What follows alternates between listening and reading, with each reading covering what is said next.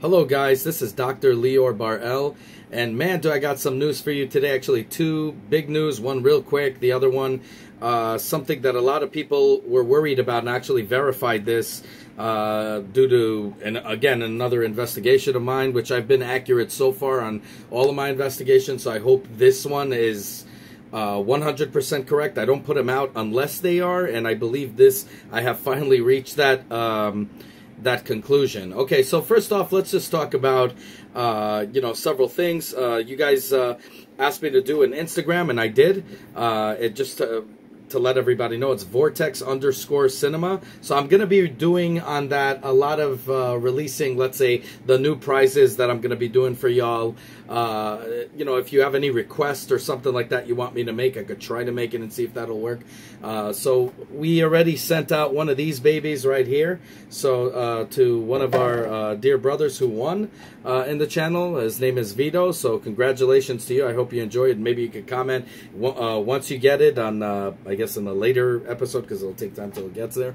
Definitely, I want to hear what you think. And I know some of you guys requested that I make another one of these to give out, and I probably will down the line. But right now, I'm working on new prizes. So, based on the things that I do. So, for example, for you guys that are just joining, obviously I cover mostly Nintendo Switch, and then you do PC, I do PC games and PlayStation 4 games and Xbox games, whatever, reviews on those, but mostly for the Nintendo Switch. And then on Saturday and Sunday, I do everything else from tech reviews to 3D printing to you name it, I do it, to spiritual healing, you name it, I do it. So keep those requests coming, and based on the magnitude of that certain topic of requests, let's say it has the most requests, I will come out with these videos. I wish I could do them all, but I'm self-funded here. I don't do any of that Patreon crap or any of that. It's self-funded, so it's a totally honest page with no strings attached. That's why it's the people's channel. Unfortunately, because of that, I also can't come out with every topic and do it. So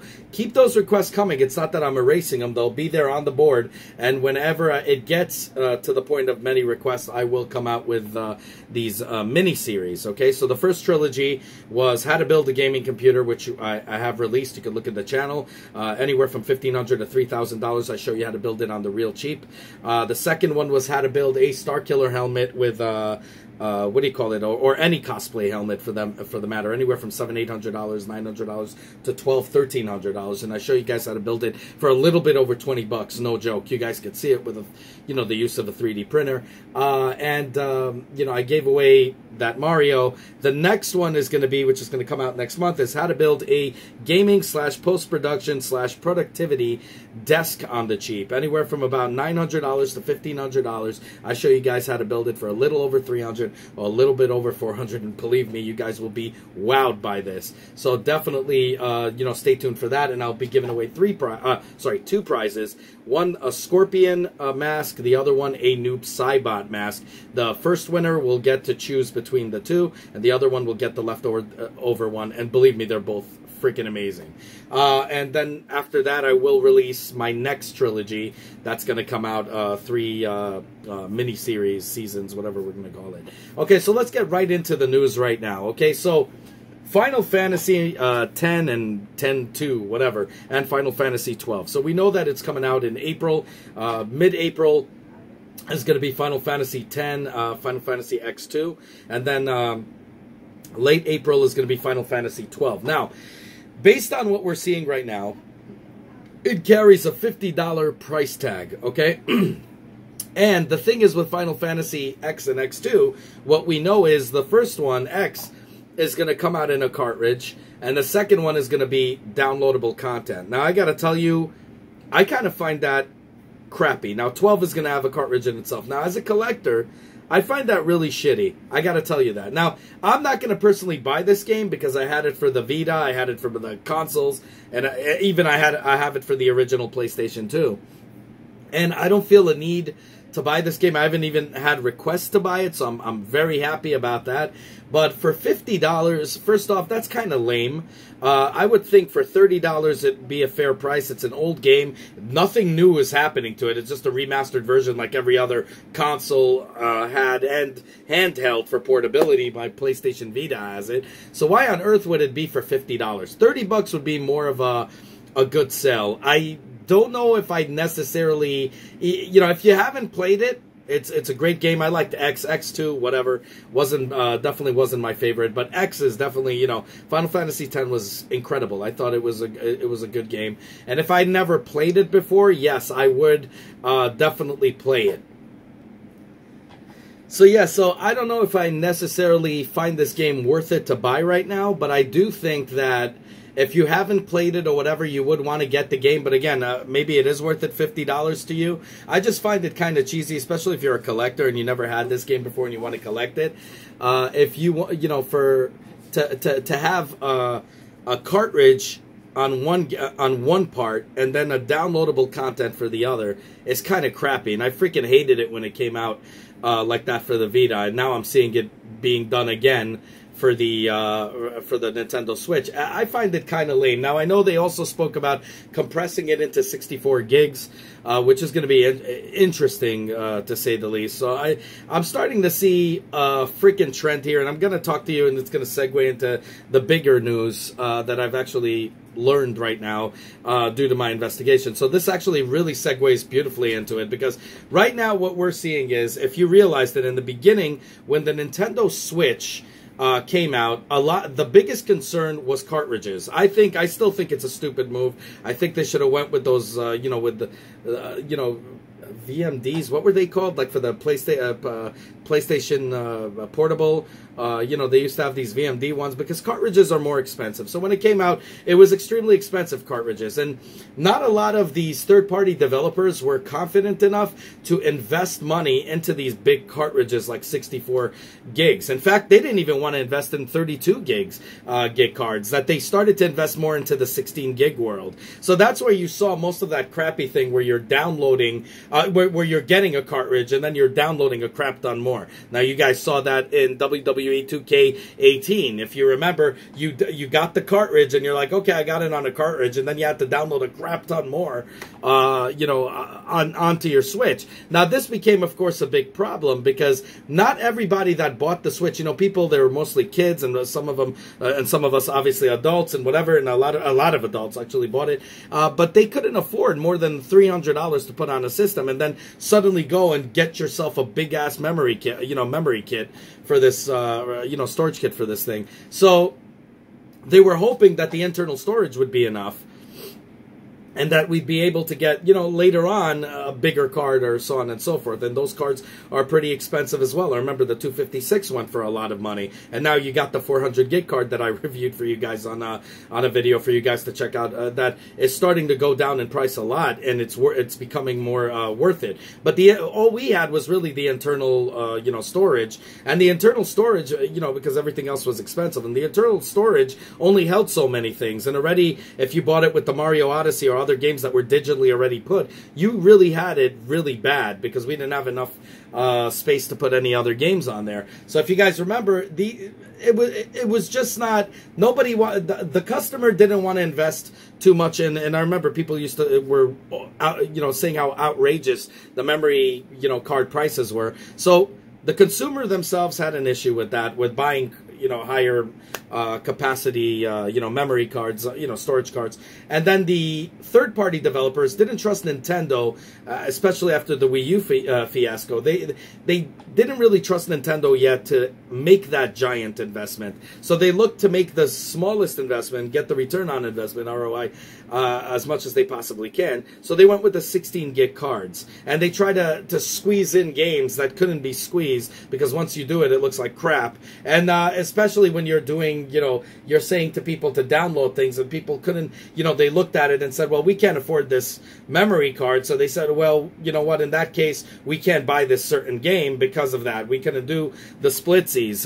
We're hoping, you know, we really hope that we could just buy it on a cartridge, but unfortunately we can't. And some people couldn't buy games. And this was, when the Nintendo Switch came out, this was an actual big-time worry. A lot of consumers were really vocal about that on the forum sites. And I think that's what was happening. It was a big problem, and all that you heard from developers were, how could we compress these games to be in a 16 gig card. They weren't even talking about 32 gigs or 64 gigs. They were mostly talking about how can we compress it to make it smaller. It's kind of like in the film industry, where, you know, they couldn't afford 60 frames on a film because film is very expensive. So what they did is they went with 24. So they were looking at what looks good, what gives us that great look, like film, you know, like the film industry said, but at the same time wouldn't cost us a lot of money. So they're trying to compress, and they first start with the compression of, let's say, 32, and then they try to go to the 16. Whatever could save their company money, and a lot of these games were released and looked like crap. If you remember on the Vita, it looked like crap, and the Vita had, you know, a proprietary memory that was ridiculously expensive. And I remember they used to do it, and then they had a lot of games, once they mastered that, they had a lot of games that looked good. But so far, if you're looking at it, if it's not done by Panic Button and Nintendo themselves, like their first-party games, people don't really know how to deal with the limitations of the Switch. So what they do is they try to compress it, and either they make the game extremely crappy or extremely buggy as hell, like WWE 2K18 was, or Ark Survival that ran like poop on all the other consoles. But, you know, on when they ported it to the Switch, instead of, you know, reducing resolution a bit and doing stuff, they completely destroyed it. They also made it a crappy game. So because of these things, due to these limitations, a lot of these issues happen. So, for example, Doom, Wolfenstein, you know, all these games, they learned to kind of, you know, Panic Button learned to work with the limitations and at the same time make things happen.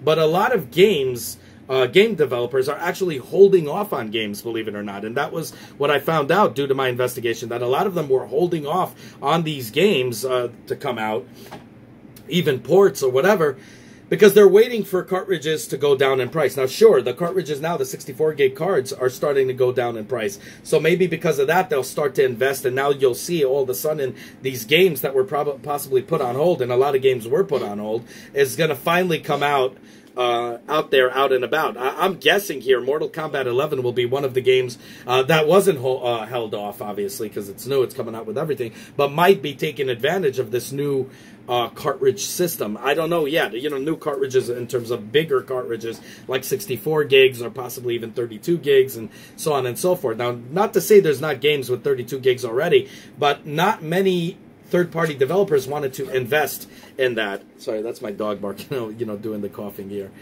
So that's the issue that's going on right now. That's the issue that is taking place. So once these cartridges are going to start to become a little bit more affordable, you're going to see all these third-party developers starting to develop for the Nintendo Switch. Now, I know what you guys are thinking. Now that all these developers will be on the Switch, hopefully one day, and they're going to start developing games and feel a little bit more excited about it, maybe Nintendo's going to come out with a Part 2 version, Switch 2.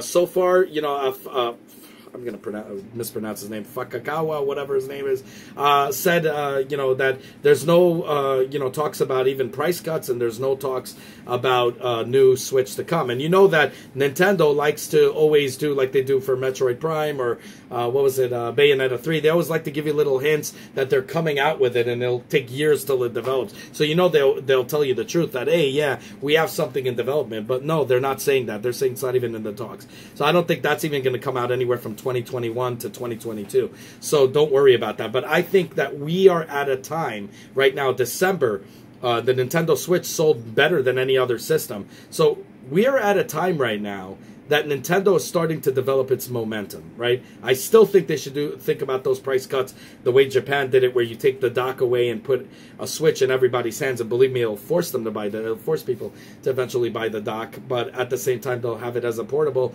and that'll at least lock them in as loyal customers, and then, you know, game developers will be more, you know, they'll see even more of a potential than they're already seeing. So I think that we're living at a time right now for Nintendo, is gonna, you know, if any of you guys are investors, now's the time to invest.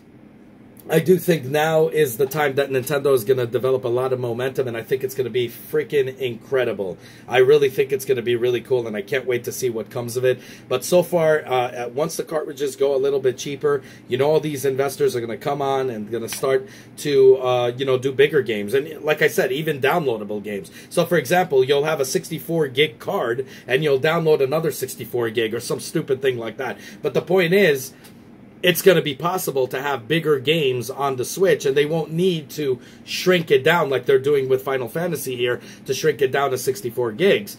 They're not going to need to shrink it down. Therefore, there's not going to be any compression, any bad, manipulation, visual manipulation, as I call it, which Panic Button does really, really great, which I really love them for it, where they kind of decrease the resolution a bit just so it runs and picks up better FPS. Now, obviously, that if it's going to have bigger, it's not just the FPS that was the problem with Doom and Wolfenstein. I don't think it was compressed for the FPS purposes, although yes, and in terms of aliasing and things like that, obviously. But you could also do it with, you could have even a better looking game. But I think it was a size issue. I really believe it was a size issue that also contributed to the compression, to the heavier compression on the games. Now, if you look at side-by-side comparisons on handheld, you can't really tell, but once you play it on a big screen, there's a huge difference between console or even PC that beats consoles, but PC and the Nintendo Switch, obviously there's a big difference in picture quality. And I'm not just talking about big beefy cards running these things, because